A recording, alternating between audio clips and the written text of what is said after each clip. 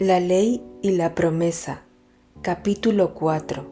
No hay ficción.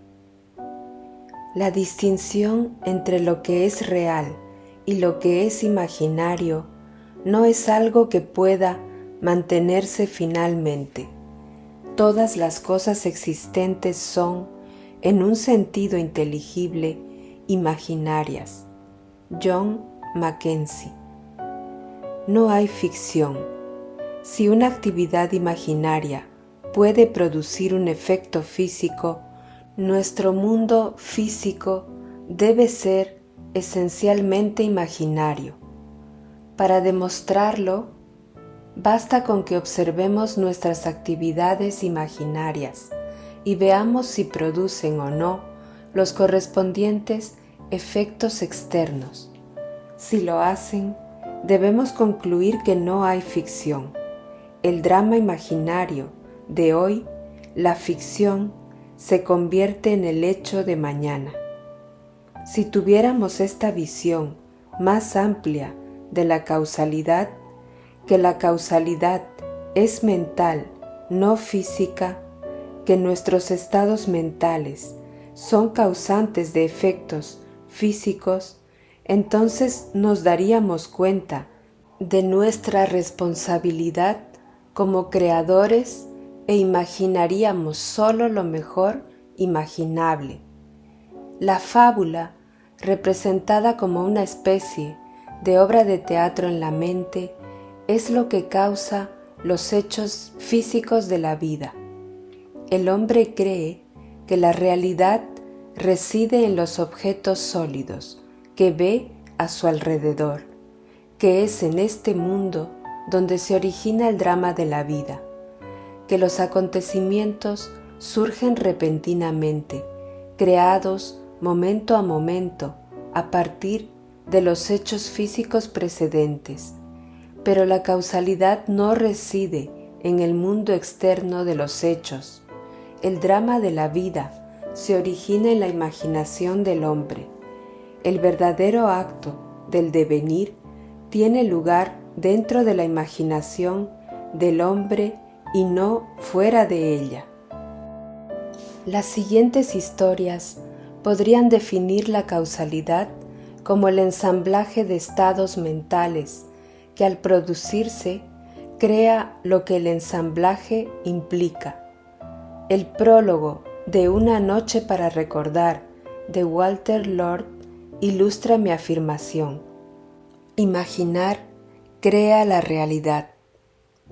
En 1898, un autor en apuros llamado Morgan Robertson ideó una novela sobre un fabuloso transatlántico, mucho más grande que cualquiera que se hubiera construido.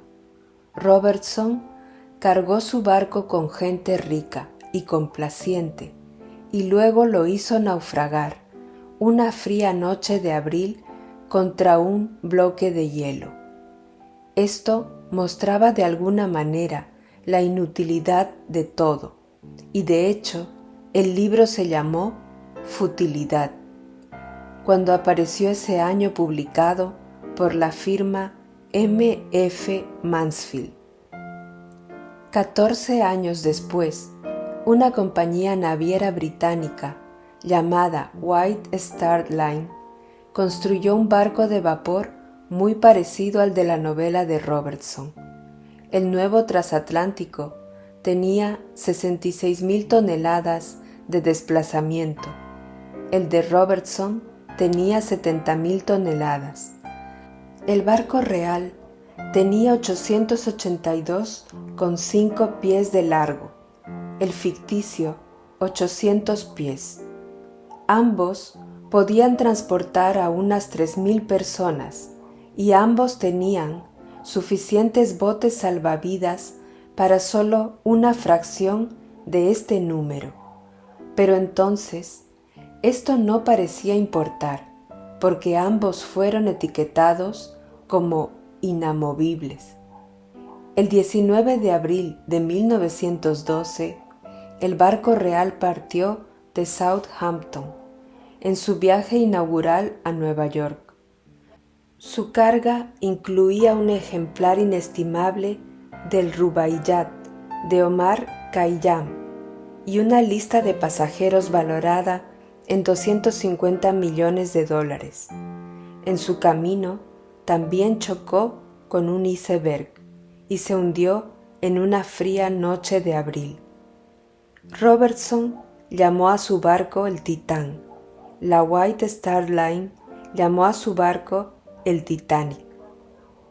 Si Morgan Robertson hubiera sabido que imaginar crea la realidad, que la ficción de hoy es la realidad de mañana, ¿habría escrito la novela Futilidad?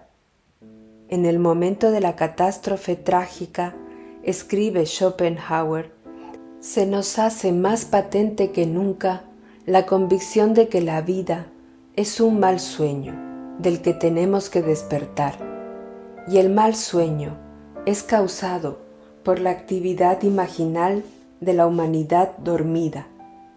Las actividades imaginarias pueden estar alejadas de su manifestación y los acontecimientos no observados son sólo apariencia.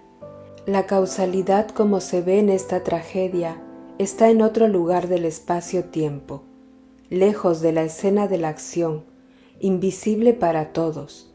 Estaba la actividad imaginal de Robertson, como un científico en una sala de control dirigiendo su misil guiado a través del espacio-tiempo.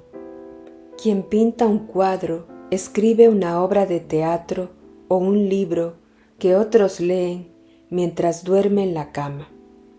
Al otro lado del mundo, cuando miran, su paje el durmiente bien podría estar muerto. ¿Qué sabe él de su lejana vida no sentida? ¿Qué sabe él de los pensamientos que sus pensamientos están planteando? La vida que está dando o la lucha que le concierne, algunos cavilando, otros alabando.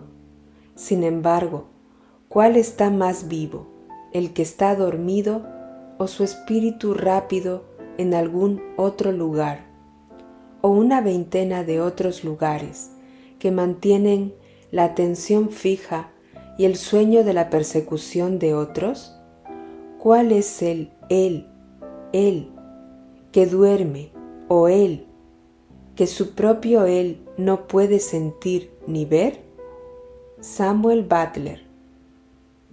Los escritores imaginativos no comunican su visión del mundo, sino sus actitudes que dan lugar a su visión. Poco antes de morir, Catherine Mansfield le dijo a su amigo Horace: hay en la vida tantos aspectos como actitudes hacia ella, y los aspectos cambian con las actitudes. Si cambiáramos nuestra actitud, no solo veríamos la vida de forma diferente, sino que la vida misma sería diferente. La vida sufriría un cambio de aspecto porque nosotros mismos habríamos sufrido un cambio de actitud. La percepción de un nuevo patrón es lo que yo llamo una actitud creativa hacia la vida. Los profetas, escribió Blake, en el sentido moderno de la palabra, nunca han existido. Jonás no fue un profeta en el sentido moderno, pues su profecía sobre Nínive fracasó. Todo hombre honesto es un profeta, que emite su opinión, tanto sobre sus asuntos privados como públicos. Así, si sigues así, el resultado es así. Nunca dice, tal cosa sucederá, haz lo que quieras. Un profeta es un vidente, no un dictador arbitrario. La función del profeta no es decirnos lo que es inevitable, sino decirnos lo que se puede construir a partir de las actividades imaginarias persistentes. El futuro está determinado por las actividades imaginarias de la humanidad, actividades en su marcha creativa, actividades que pueden verse en tus sueños, y las visiones de tu cabeza mientras estás acostado. Daniel 2:28. Ojalá todo el pueblo del Señor fuera profeta. Números 11:29. En el verdadero sentido de la palabra, como este bailarín que ahora, desde la cumbre de su ideal realizado, vislumbra cimas aún más altas que han de ser escaladas. Después de haber leído esta historia, entenderás por qué está tan seguro de que puede predeterminar cualquier futuro materialista que desee y por qué está igualmente seguro de que los demás dan realidad a lo que de otro modo sería solo un producto de su imaginación, de que no existe ni puede existir nada fuera de la imaginación en un nivel u otro. Nada continúa en el ser salvo lo que la imaginación soporta. La mente puede hacer sustancia y planetas propios con seres más brillantes que lo que han sido y dar un aliento a formas que pueden sobrevivir a toda carne. Lord Byron. Mi historia comienza a la edad de 19 años. Era un profesor de baile con poco éxito y continué en ese estado estático durante casi 5 años. Al final de este tiempo, conocí a una joven que me convenció de asistir a sus conferencias. Al oírle decir que la imaginación crea la realidad, pensé que la idea era ridícula. Sin embargo, decidí aceptar su reto y refutar su tesis. Compré el libro Out of This World y lo leí muchas veces. Todavía no estaba convencido, pero me propuse un objetivo bastante ambicioso. Mi puesto actual era de instructor en el estudio de danza Arthur Murray, y mi objetivo era tener una franquicia y ser el jefe de un estudio Arthur Murray. Esto parecía lo más improbable del mundo, ya que las franquicias eran extremadamente difíciles de conseguir, pero además de este hecho, carecía por completo de los fondos necesarios para iniciar una operación de este tipo. Sin embargo, asumí la sensación de mi deseo cumplido, mientras noche tras noche, en mi imaginación, me iba a dormir, gestionando mi propio estudio. 3 semanas después, me llamó un amigo desde Reno, Nevada. Tenía allí el estudio Murray y me dijo que era demasiado para él solo. Me ofreció ser socio y yo estaba encantado, tan encantado de hecho que me apresuré a ir a Reno con dinero prestado y enseguida me olvidé de todo y de la historia de la imaginación. Mi socio y yo trabajamos duro y tuvimos mucho éxito, pero después de 1 año aún no estaba satisfecho, quería más. Empecé a pensar en formas y medios para conseguir otro estudio. Todos mis esfuerzos fracasaron. Una noche, al retirarme, estaba inquieto y decidí leer.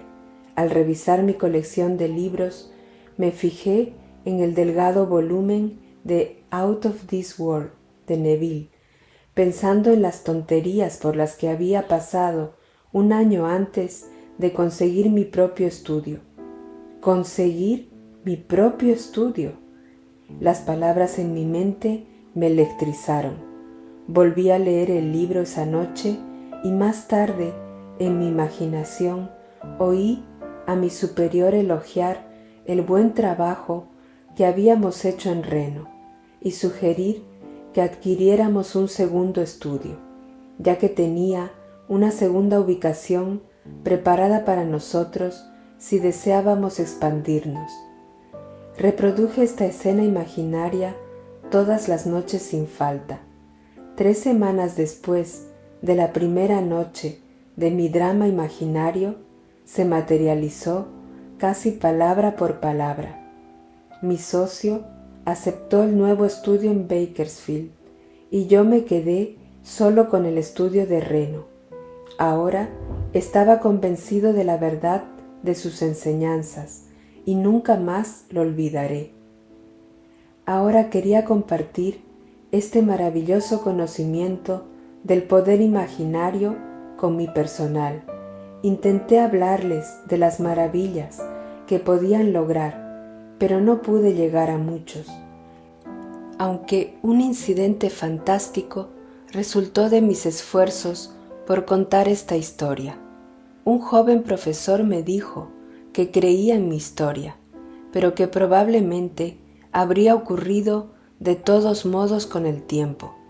Insistió en que toda la teoría era una tontería, pero afirmó que si yo podía contarle algo de naturaleza increíble que realmente sucediera y que él pudiera presenciar, entonces creería. Acepté su reto y concebí una prueba realmente fantástica. El estudio de Reno es el más insignificante de todo el sistema Murray, debido al escaso número de habitantes de la propia ciudad. Hay más de 300 estudios Murray en el país con poblaciones mucho más grandes, por lo que hay más posibilidades de aprovecharlas. Así que mi prueba fue la siguiente. Le dije al profesor que en los próximos 3 meses, durante una convención nacional de danza, el pequeño estudio de Reno sería el principal tema de conversación en esa convención. Me dijo tranquilamente que eso era imposible. Esa noche, cuando me retiré, sentí que estaba ante un público tremendo. Estaba hablando sobre imaginación creativa y sentí el nerviosismo de estar ante una audiencia tan vasta, pero también sentí la maravillosa sensación de la aceptación del público. Oí el estruendo de los aplausos y al salir del escenario vi que el propio señor Murray se acercaba y me estrechaba la mano. Repetí todo este drama noche tras noche. Empezó a tomar el tono de la realidad y supe que lo había hecho de nuevo. Mi drama imaginario se materializó hasta el último detalle. Mi pequeño estudio de Reno fue la comidilla de la convención y efectivamente aparecí en ese escenario tal y como lo había hecho en mi imaginación. Pero incluso después de este suceso increíble pero real, el joven profesor que me lanzó el reto seguía sin estar convencido. Dijo que todo había sucedido con demasiada naturalidad y estaba seguro de que habría ocurrido de todos modos. No me molestó su actitud, porque su reto me había dado otra oportunidad de demostrar, al menos a mí mismo, que imaginar sí crea la realidad. A partir de ese momento, continué con mi ambición de poseer el mayor estudio de danza Arthur Murray del mundo. Noche tras noche, en mi imaginación, me oí aceptar la franquicia de un estudio para una gran ciudad. En 3 semanas, el señor Murray me llamó y me ofreció un estudio en una ciudad de 1,5 millones de habitantes. Ahora, mi objetivo es hacer que mi estudio sea el más grande y más grande de todo el sistema. Y por supuesto, sé que se hará a través de mi imaginación. E. O. L. Jr. La imaginación, escribe Douglas Fawcett, puede ser difícil de captar, ya que al ser movediza se desvanece en cada una de sus metamorfosis y despliega así su magia transformadora. Hay que buscar más allá del hecho físico, el imaginario que lo ha provocado. Durante 1 año, E. O. L. Jr. se perdió en su metamorfosis, pero afortunadamente recordó las tonterías por las que había pasado antes de tener su propio estudio. y volvió a leer el libro.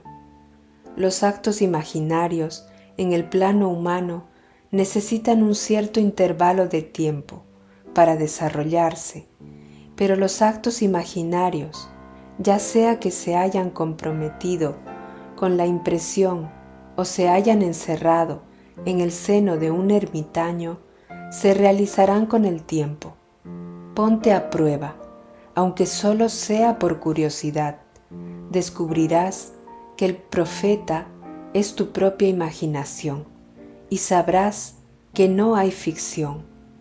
Nunca deberíamos estar seguros de que no fue alguna mujer pisando el lagar la que comenzó ese sutil cambio en la mente de los hombres, o que la pasión por la que tantos países fueron entregados a la espada no comenzó en la mente de algún pastorcillo, iluminando sus ojos por un momento antes de correr por su camino.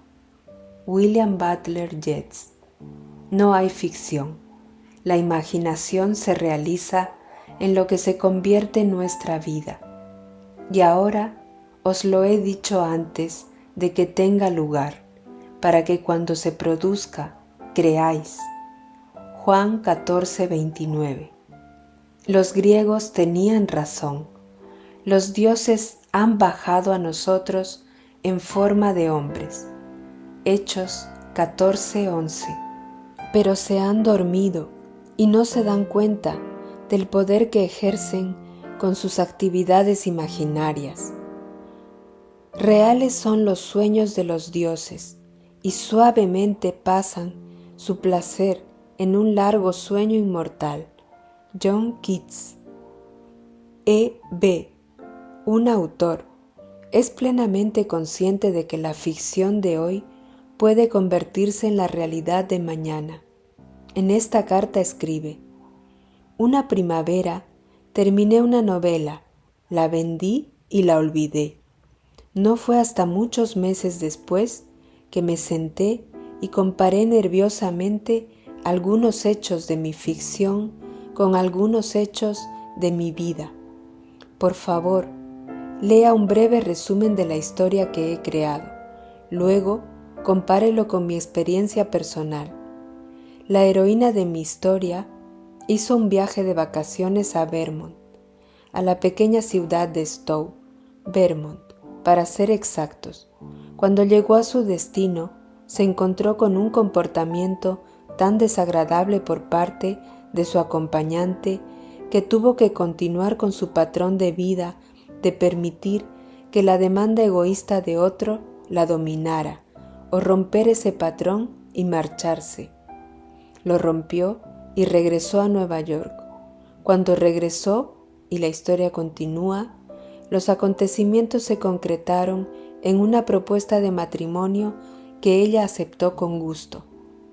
Por mi parte en esta historia, a medida que evolucionaban los pequeños acontecimientos, empecé a recordar los dictados de mi propia pluma y en relación significativa, esto es lo que me ocurrió.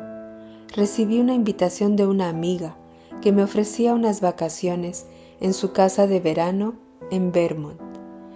Acepté y no me asusté al principio cuando supe que su lugar de verano estaba en la ciudad de Stowe. Cuando llegué, encontré a mi anfitriona en un estado tan nervioso que me di cuenta de que me enfrentaba a un verano miserable o a la opción de abandonarla. Nunca antes en mi vida había sido lo suficientemente fuerte como para ignorar lo que creía que eran los reclamos del deber y la amistad.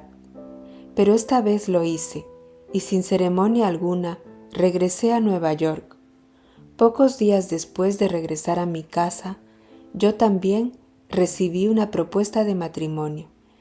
Pero en este punto la realidad y la ficción se separaron. Rechacé la oferta. Lo sé, Neville, no existe la ficción. E.B. Olvidada está la verde tierra. Solo los dioses recuerdan eternamente. Por sus grandes recuerdos, los dioses son conocidos. George Meredith, Baladas y poemas de la vida trágica. Los finales son fieles a sus orígenes imaginarios. Cosechamos el fruto de un tiempo de florecimiento olvidado. En la vida, los acontecimientos no surgen siempre donde hemos esparcido la semilla, de modo que podemos no reconocer nuestra propia cosecha. Los acontecimientos son la aparición de una actividad imaginal oculta. El hombre es libre de imaginar lo que desee. Por eso, a pesar de todos los fatalistas y profetas de la fatalidad equivocados, todos los hombres despiertos saben que son libres. Saben que están creando la realidad. ¿Existe algún pasaje bíblico que apoye esta afirmación? Sí. Y sucedió que como Él nos interpretó, así fue. Génesis 41:13. W. Yeats debe haber descubierto que no hay ficción, pues después de describir algunas de sus experiencias en el uso consciente de la imaginación, escribe: si todos los que han descrito sucesos como este no han soñado, deberíamos reescribir nuestras historias, pues todos los hombres, ciertamente todos los hombres imaginativos, deben estar siempre lanzando encantamientos, encantos, ilusiones, y todos los hombres, especialmente los tranquilos, que no tienen una vida egoísta poderosa, deben estar pasando continuamente bajo su poder. Nuestros pensamientos más elaborados, nuestros propósitos más elaborados, nuestras emociones más precisas, a menudo, como creo, no son realmente nuestros, sino que han subido como si fuera del infierno o bajado del cielo. Ideas del bien y del mal. No hay ficción. Imagina mejor que lo mejor que conoces.